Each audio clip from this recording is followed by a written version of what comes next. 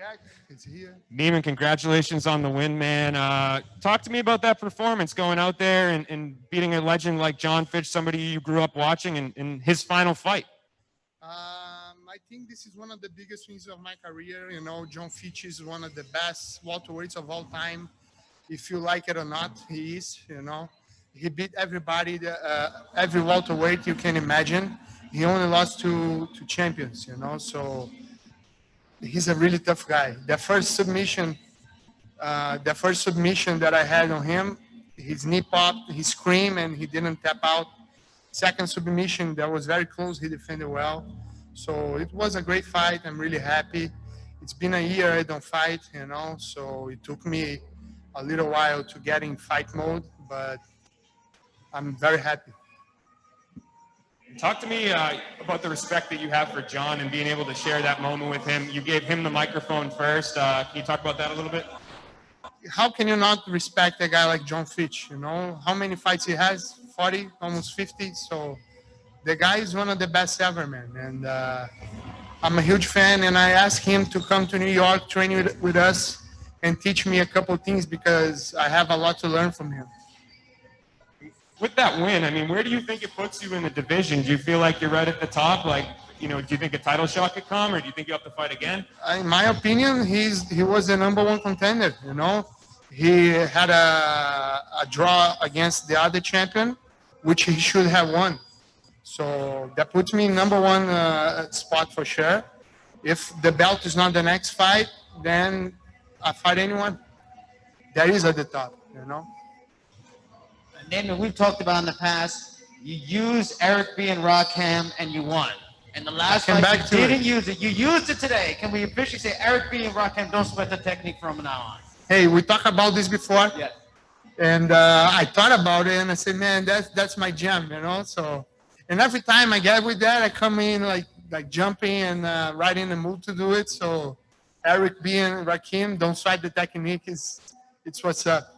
I talked to Jon before this fight. He talked about that Gracie's and MMA have that weakness and that they can't transition and stuff like that. And we talked about that you wanted to do more like what Damian Maia did and work even more in the wrestling and trying to become that hybrid. Do you think you showed not only Bellator, just the entire industry where Gracie MMA is in terms of blending not just jiu-jitsu, but all around grappling?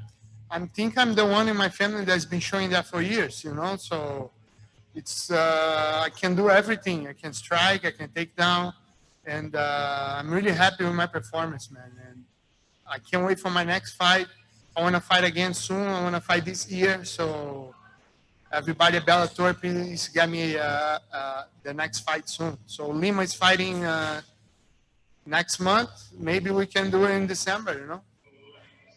If he comes back down to welterweight.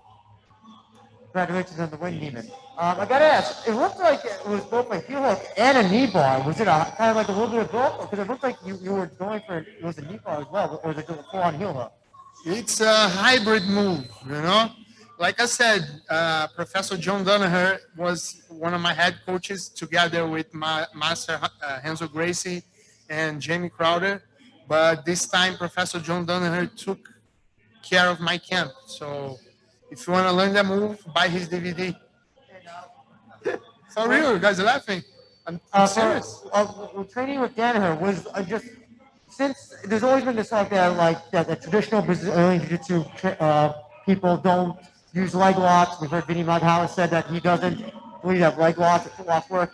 So what was it like going into this, this new type of jiu-jitsu and learning these types of submission moves? It's not new for me. I've been training with Professor John for over 10 years now, you know, so it's not a new thing for me. Master Renzo Gracie has been showing me these moves for years too. So our school in New York is known for having the best leg lock game in the world, you know. So I just take advantage of that. But I do everything. It's not only leg locks. I can do it all. Thank you, guys. Yes.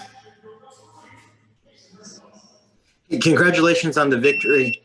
Right before the submission, it looks like you guys were talking back and forth. What was Jon Fitch saying to you right before the submission?